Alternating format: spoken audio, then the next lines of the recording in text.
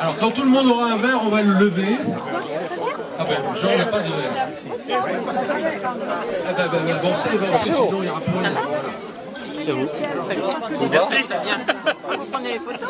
Voilà, alors, pour bien terminer l'année avant, c'était une façon de vous remercier, de se remercier pour tout ce qu'on a vécu pendant tout le long de l'année.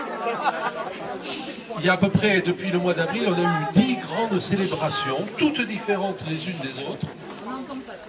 Toutes différentes les unes des autres et qui a culminé, je trouve, dimanche par notre belle célébration de la fête Dieu et puis de la procession qui a suivi avec les jeunes, les enfants, la chorale, le groupe basque. Enfin, je sais pas, mais moi j'étais vraiment très heureux, il faisait beau. À la sortie, il y a une Argentine qui a failli me sauter au cou tellement qu'elle était contente, elle n'avait jamais vu ça. Je croyais qu'elle avait un message du pape, Argentine, vous avez fait c'est ça. Et il y a un monsieur qui m'a dit, il faudrait vous exporter. Alors je m'imaginais comme non, mais tous ensemble, comme le cirque Amar, vous voyez, arrivant en Argentine, là. Je pensais à Simone qui nous aurait conduits, c'est ça, elle aurait organisé tout, hein, elle est au rosé, voilà. En tout cas, merci. Alors, quelques nouvelles. Vous savez qu'on va avoir des travaux à l'église de Arkang. Il y a des entrepreneurs qui viennent régulièrement pour rendre leurs copies vendredi. Il va y avoir de gros travaux de restauration. J'espère que ça ne va pas trop nous gêner, mais je pense qu'on aura un hiver un peu difficile du fait qu'on va tout démonter dans le chœur.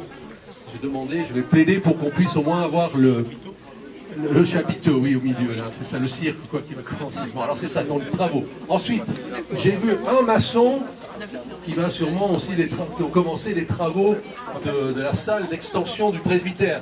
Comme je dis, hein, c'est pas pour faire un dressing supplémentaire, mais c'est pour avoir une salle supplémentaire. Voilà.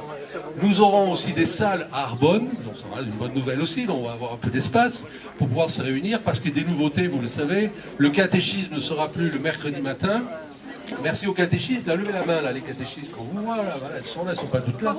Mais nous aurons donc le mercredi après-midi, vers 17h, nous aurons désormais le catéchisme. Voilà un grand changement. Alors on va voir comment ça se passe. Pour l'instant, on n'a pas du tout même de protestation. Apparemment, le créneau a l'air de satisfaire tout le monde. Qu'est-ce que nous aurons aussi l'an prochain? Bon, on va continuer à progresser dans les chants, dans la liturgie, dans les groupes, mais nous aurons, et vous en entendrez parler tout l'été, mais à la rentrée aussi, le lancement d'un groupe Alpha. Alors, voyez, Jacques Trébuchet et Christine qui sont là, ils pourront vous en parler.